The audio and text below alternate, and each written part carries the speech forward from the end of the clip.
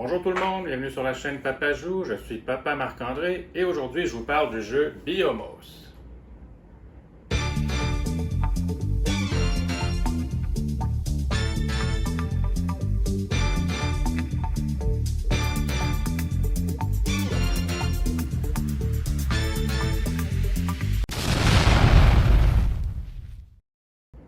Donc Biomos est un jeu pour 1 à 4 joueurs de 8 ans et plus pour des parties d'environ une vingtaine de minutes. Le jeu a été créé par Grisha German et illustré par Baptiste Pérez. C'est aussi publié chez Subverti et c'est distribué au Canada par Asmodée Canada. Donc je vous explique un peu c'est quoi le but du jeu et comment on joue à Biomos. Donc dans Biomos, on incarne des jeunes planètes qui vont essayer de se développer pour créer la vie. On va essayer de compléter des biomes sur notre planète en plaçant des jetons terrain. Puis c'est ces biomes-là qui vont nous rapporter des points, entre autres. Puis le joueur qui va avoir le plus de points va remporter la partie.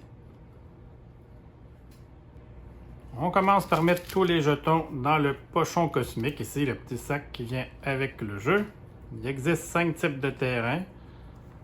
Donc on a désert, mer, forêt, glacier et montagne. Chaque type de terrain se retrouve là en 12 exemplaires dans le sac.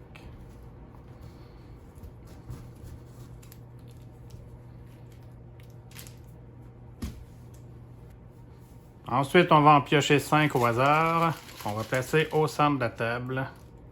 Comme ça.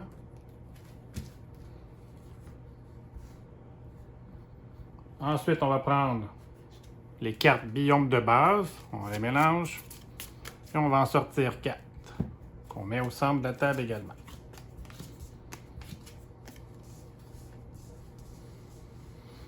Comme ça. On fait la même chose avec les biomes géants. Ça, il y en a seulement 9. On les mélange, on en sort 4 aussi. Par contre, les cartes qui vont rester, on les enlève et on ne va pas les avoir besoin pendant la partie. Chaque joueur se prend ensuite un plateau planète. Il y a un côté du plateau qui est le mode découverte, comme ça, qui est tout pareil. Puis de l'autre côté, vous avez 4 planètes différentes pour le mode avancé. Ça, je vais y revenir plus tard. Donc au début, il vous recommande de jouer avec le mode découverte. Donc chaque joueur se prend un plateau. C'est le joueur qui est le plus souvent dans la Lune qui commence. Puis ensuite, on va jouer en sens horaire. Pour équilibrer un peu, il recommande, pas il recommande, c'est obligé. Le dernier joueur, celui qui joue en dernier, va se piger déjà un jeton dans le sac qu'il va pouvoir placer sur sa planète. Dans des parties à 4 joueurs, c'est les 2 derniers joueurs qui peuvent faire ça au début de la partie. À son tour de jeu, un joueur va effectuer les actions suivantes dans l'ordre. Donc en premier, il va choisir le terrain qu'il veut parmi ceux qui sont encore disponibles. En deuxième, il va venir le placer sur sa planète. Et finalement, il va vérifier s'il a complété un des biomes disponibles. Si oui, il va ramasser la carte, puis il va marquer ces points-là en fin de partie. Donc, quand on choisit un terrain, on n'a pas le choix de prendre un parmi ceux qui sont disponibles. Quand les 5 ont été pris, on en pige 5 autres dans le pochon cosmique, puis on les remplace, puis on continue à jouer comme ça pour compléter nos planètes. Quand on place un jeton, on doit le placer évidemment sur un espace libre de notre planète. Puis, ça va être possible, comme l'exemple que je viens de faire celui-là, je pourrais dire que j'ai complété ici la carte biome qui me disait 2 montagnes, puis je la récupérais, ça me donnerait 3 points.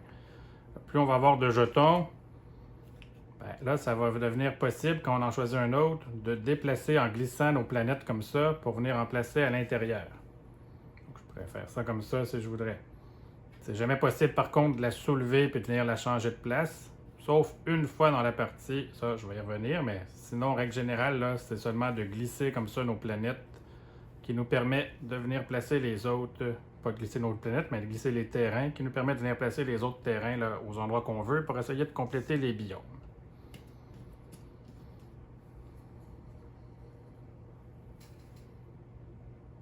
Donc là, disons que le joueur ici choisit un glacier qui vient placer ici, en espérant, lui, peut-être réaliser cet objectif-là éventuellement. Là, ça reviendrait à mon tour. Je pourrais choisir la montagne, qui me permet, comme je le disais tantôt, de compléter ce biome-là. Je le prends. et on le remplace. C'est vraiment juste les biomes géants qu'eux ne seront jamais remplacés. Là, on en choisit 4 au début, puis c'est tout.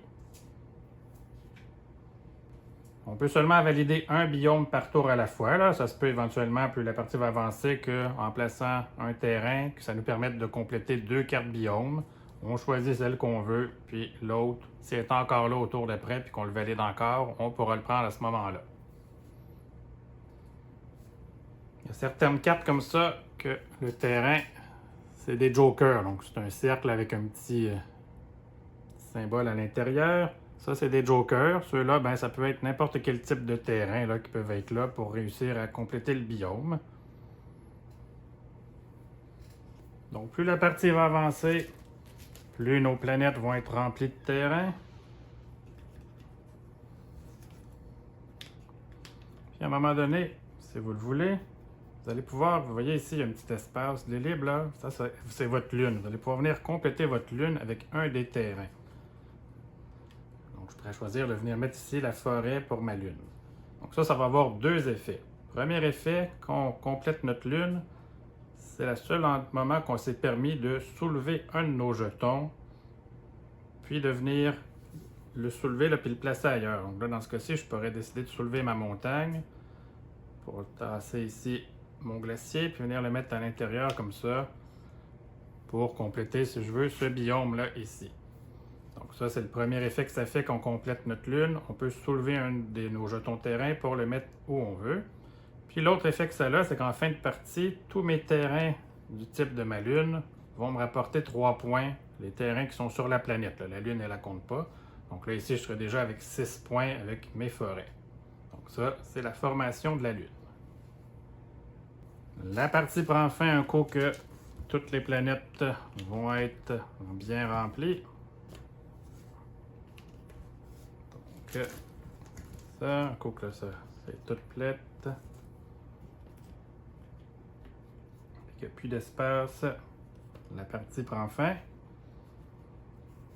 Puis, on va à ce moment-là compter toutes les cartes biomes qu'on a réussi. On va additionner aussi les points que la lune nous donne. Et le joueur qui aurait marqué le plus de points serait déclaré gagnant. Donc, c'est pas plus compliqué que ça, surtout pour le côté découverte. On va regarder maintenant de l'autre côté, là, qu'est-ce que ça peut faire quand on joue en mode avancé. Donc, le mode avancé, lui, se prépare de la même façon que le mode découverte. La seule différence, bon, évidemment, les planètes sont différentes. Après avoir déterminé l'ordre de jeu, c'est le joueur qui commence en dernier qui va choisir en premier sa planète. Là, puis dans l'ordre inverse, on va chacun choisir la planète qu'on veut. Contrairement au mode découverte, le dernier joueur ou les 2 derniers dans une partie à 4 joueurs vont pas se piger un jeton dans le sac là, pour commencer la partie. Sur ces planètes-là, on a 2 espaces supplémentaires ici qu'on va pouvoir venir mettre des terrains. Par contre, ceux qu'on installe là ne pourront jamais glisser. Donc, ils doivent toujours rester là, mais ils nous aident à compléter les biomes. Après avoir placé un terrain, avant de valider si on a complété un des biomes, une nouveauté qui s'ajoute avec le mode avancé, c'est qu'on va pouvoir peut-être avoir réalisé un événement planétaire qu'on trouve ici. Là. Ça, c'est les mêmes pour chaque joueur. Donc ça, on vérifie ça avant de compléter un biome. Ça pourrait nous permettre de changer certains types de terrains sur notre planète. Donc en premier, on a l'irrigation ici. Donc là, je vais faire un petit exemple. Donc ma planète est rendue comme ça.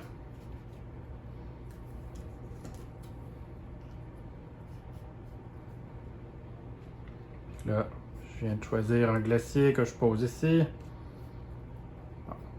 Là, j'ai posé mon jeton, je vérifie. OK. Est-ce que j'ai des événements planétaires que je peux compléter? Bien, ici, j'ai une mer et désert qui sont côte à côte. Donc, je pourrais remplacer mon désert par une forêt que j'irai chercher dans le sac. Donc, si je choisis de faire ça, je vérifie dans le pochon, être sûr qu'il en reste. S'il n'en reste plus, on ne peut pas le faire. Mais là, si ça m'aide dans mes biomes, ben là, je pourrais venir remplacer ici mon désert par une forêt. C'est pas obligé d'être le jeton que je viens de placer qui déclenche ça. Là. Ça pouvait être déjà dans mon jeu, même si moi je viens de mettre le glacier. J'avais déjà une mer et un désert qui se touchaient, donc je peux le faire.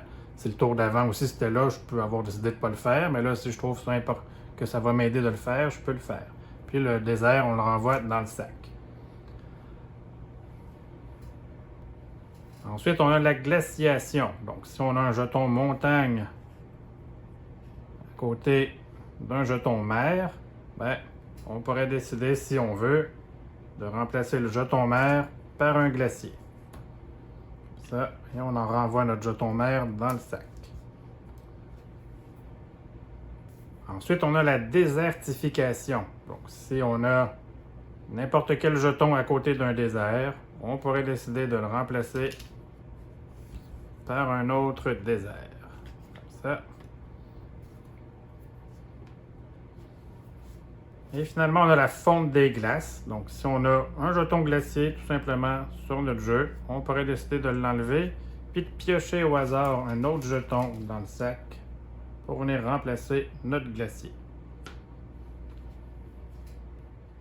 À noter que la formation de notre lune, donc quand on va venir faire notre lune, ça compte pour un événement planétaire. Donc, le tour où on vient placer une lune, on ne peut pas réaliser un autre événement planétaire parce que c'est toujours juste un par tour. Même si on pourra en faire plusieurs, on en choisit un seulement, puis c'est lui qu'on réalise ce tour-ci. En fin de partie, en plus des cartes biomes et des points de notre lune, chaque planète va aussi rapporter des points selon leur type. Donc, chaque planète, là, les forêts vont valoir un point, puis également le type de planète qu'on a pris. Si on a ce terrain-là beaucoup dessus notre planète, ça va nous rapporter des points. Donc ici, c'est chaque glacier va nous rapporter un point. Donc, ici, c'est encore la forêt, c'est pour ça que c'est 2 points. Ici, ça nous rapporte un point pour les mers et un point pour les montagnes. Donc c'est tout pour le mode avancé. C'est pas énormément plus, mais pour les joueurs là, un peu plus habitués, puis un coup vous aurez fait quelques parties en mode découverte, là, vous allez voir que ça ajoute quand même là, une petite touche de complexité puis de stratégie au jeu. Donc voilà, c'est comme ça qu'on joue à Biomos. Un petit jeu facile, là, rien de compliqué, parfait pour monter à des nouveaux joueurs ou pour finir une soirée avec un petit jeu tranquille. Des images super belles, vraiment, c'est une belle production. Donc moi je donnerais une note de 6.5 sur 10. Puis ben, c'est ça. Donc c'est complet pour moi. Si vous aimez les vidéos, gênez-vous pas à vous abonner à la chaîne, ça me fait super plaisir. Venez aussi me voir sur la page Facebook Papa Joue ou sur Instagram. Là, je publie souvent des choses, on jase, des questions. Donc gênez-vous pas pour venir me rejoindre sur les réseaux sociaux. Puis je vous dis merci beaucoup, à la prochaine!